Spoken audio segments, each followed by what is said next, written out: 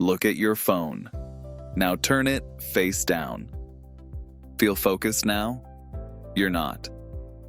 A piece of your mind is still on that phone, right now. Even though you're not touching it, even though the screen is dark, you've always been told the problem is picking it up. The scrolling, the notifications. But the real problem is much quieter. It's the phone just lying there.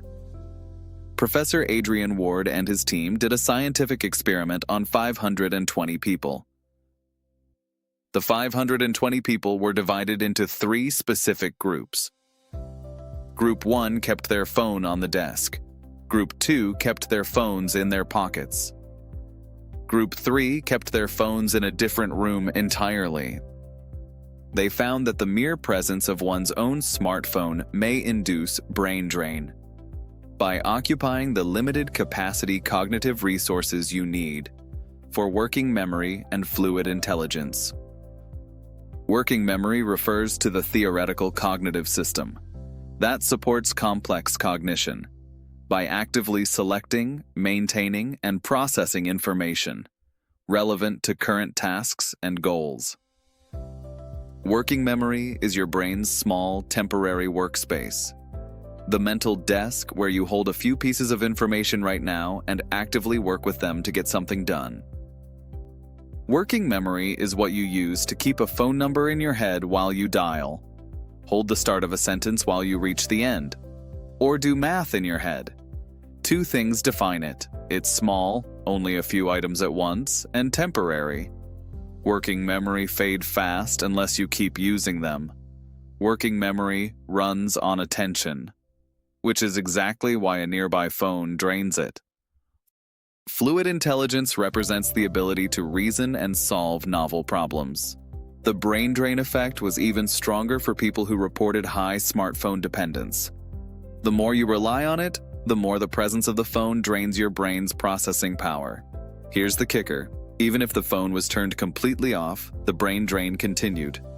The presence of your hand phone close to you negatively affects 1. Your working memory for keeping things in your mind to work on, and 2. Fluid intelligence for solving new problems. Over the next few minutes, I'll show you the surprising results that shocked researchers. And the one thing that actually works, that you're probably not doing right now. But first, one question. What is your phone actually stealing from you? It's not your time. It's something you can't even see. Let's look at it. So your phone drains you even when you ignore it. Here's the thing it's draining. Think of your focus as a battery inside your brain. This focus in your brain is like a battery that powers everything hard you do. Holding information in mind in your working memory. Solving new problems with your fluid intelligence. And here's the catch. Your working memory to hold items in your mind you are working on. And fluid intelligence to solve new problems has limited capacity. Now, your phone is special to your brain.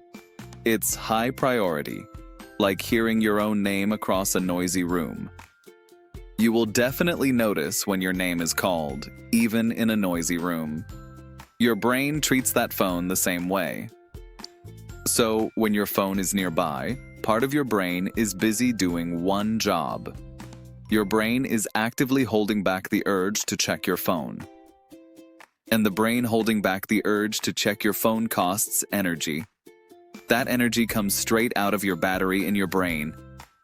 Every bit of brain power spent resisting your phone is power you no longer have for the thing in front of you.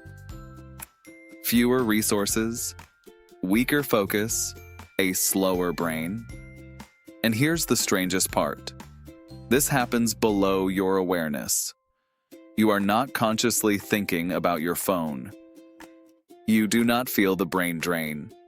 But the brain battery gets lower anyway. So, a nearby phone quietly drains your brain, and you cannot even feel it. Which raises the obvious question, how big is the brain drain? The researchers measured it, with 2 brain tests and 1 very clever setup. Let's see it. Professor Adrian Ward and his researchers did not guess how big the brain drain was. They measured it. Around 520 people came into a lab. and just one thing was different between them: where their phone was. Group 1, phone on the desk in plain sight.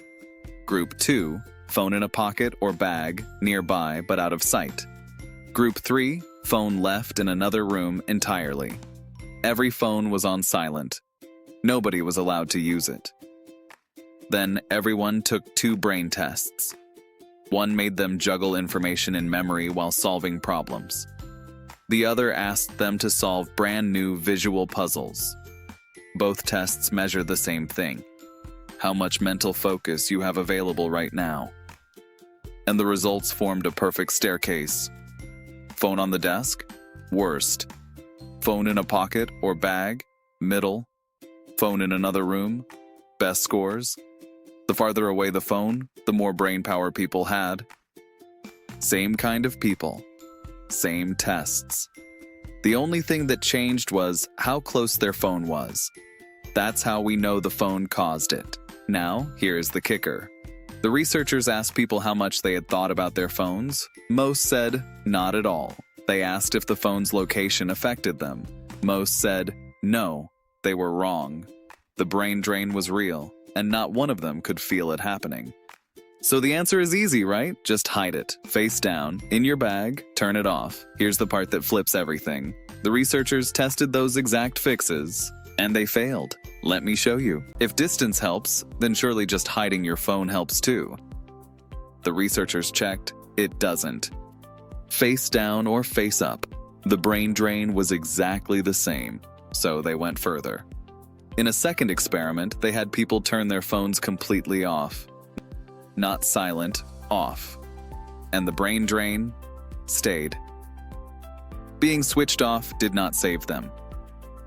Off is not the same as away. Now you might think, okay, it's the buzzing, the little pings sneaking in. But they tested that too, with a separate attention task. Even with 0 notifications, 0 interruptions, focus still dropped. So it's not the pings. It's the presence of the phone. Here's where it gets personal. The brain drain wasn't the same for everyone. The more a person leaned on their phone in everyday life, the bigger their brain drain. The people who feel they truly need their phone lost the most focus of all. And it was not about how much they liked their phone. Plenty of people love their phone. It was about how much they relied on the phone. Need, not love, was what caused the brain drain. So let's add it up. Face down, failed. On silent, failed. Powered off, failed. Every obvious fix doesn't work. But one thing did actually work. And honestly, it's almost too simple. Let me show you what worked. Everything you had try first does not work. Here's the one thing that does. Separation is the single most important factor that brings focus back. The only thing that brought people's focus back was separation.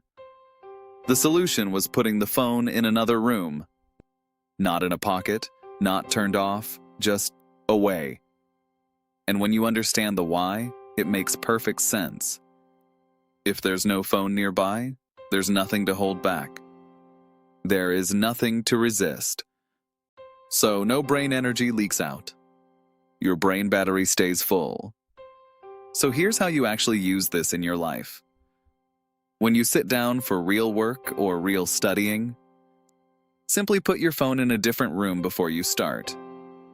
Out of your space entirely. Then you can truly do your focused thinking and work. And this is the part most people get wrong. Out of sight in your pocket is not enough. Remember the pocket group? They still lost focus. The phone has to leave the room, not just leave your hand. Make it a plan, not a willpower fight.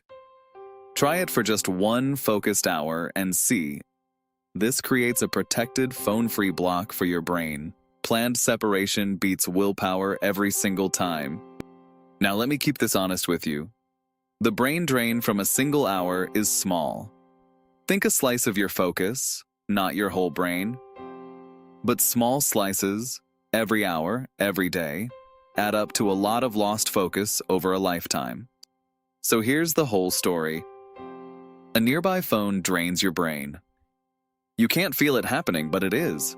The farther it is, the sharper you are. Hiding it, muting it, turning it off, none of it works. Only separation and physical distance between you and your phone truly works. So start doing this today for your very next hour of work. For your very next hour of real work, put your phone in the next room. And feel the difference for yourself. Train your brain to focus. To help you remember what you learned, type in the comments below how the presence of the phone causes brain drain and how to prevent brain drain. In addition, write in the comments below what other study methods you want to learn.